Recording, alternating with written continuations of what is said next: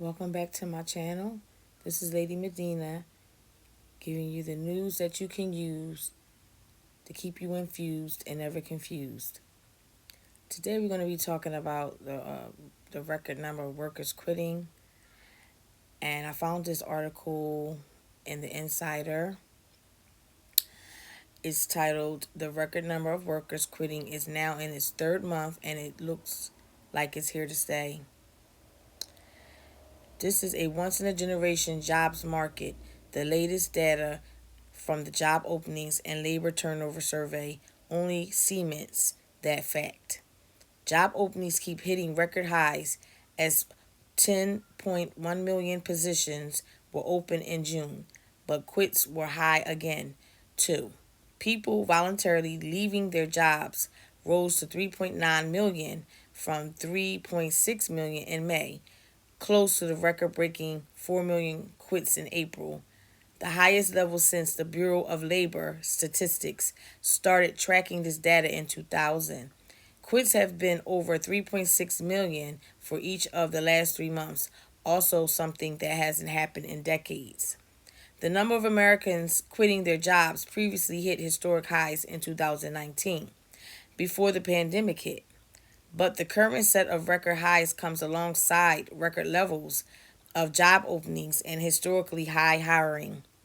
This all points to a skyrocketing labor market fueled by huge demand from employers reopening and expanding after last year's lockdowns and by a labor supply crunch from workers seeking better, safer, and higher paying jobs.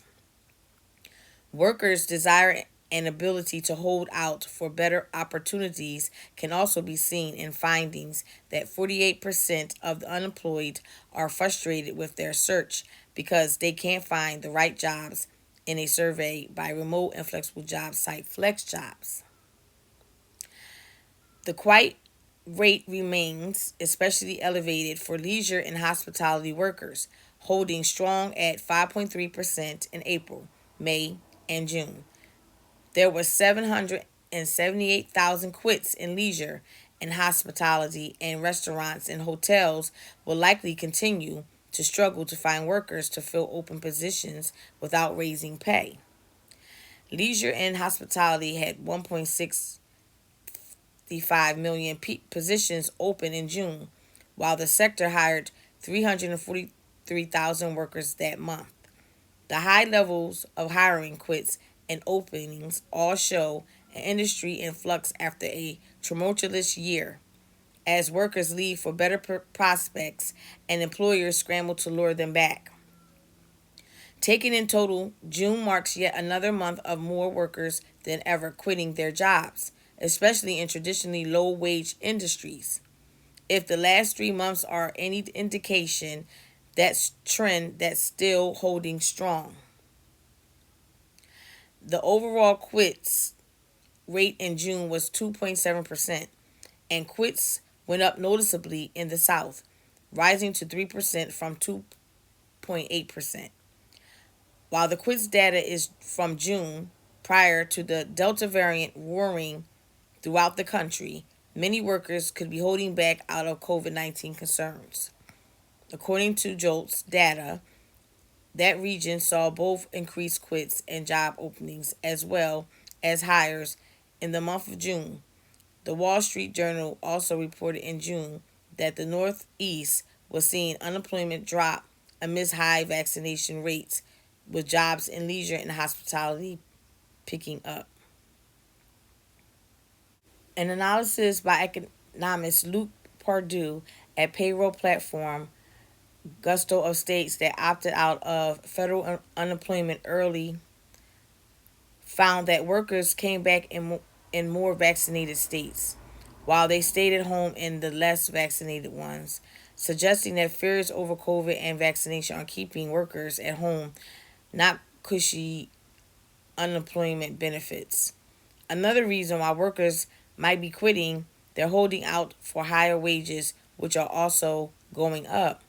They might also just be burnt out. A July survey from Jobless, first reported by Bloomberg, found that 1 in 3 service workers wouldn't return to the industry and half wouldn't return to their old roles. They wanted better pay, conditions, and benefits. The openings are up and the quits are up.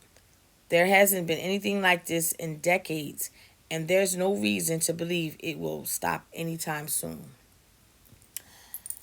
Well, people, um, I don't think it's going to get any better either because it's just getting worse. And the more they bring out these variants and things of that nature, the worse it gets.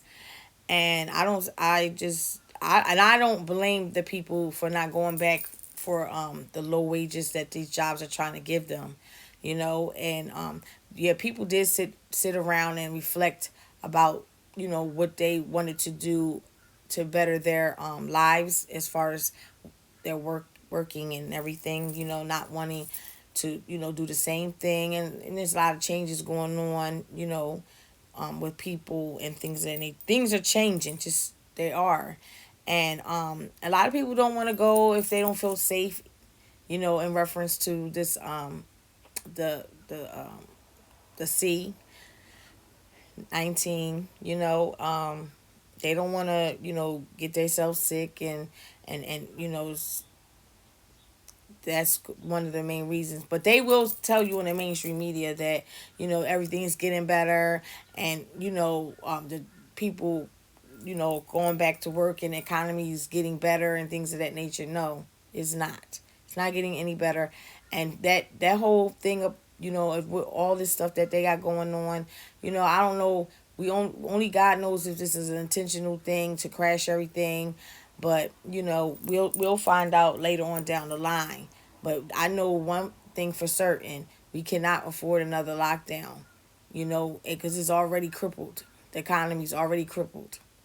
So just leave your comments and your thoughts and your perspective, and tell me what you think, and tell me if you're one of the people that decided not to go back out there, and what your reasons are, and what you think about them paying lower wages to you, and about the virus and things, if that's the case as well.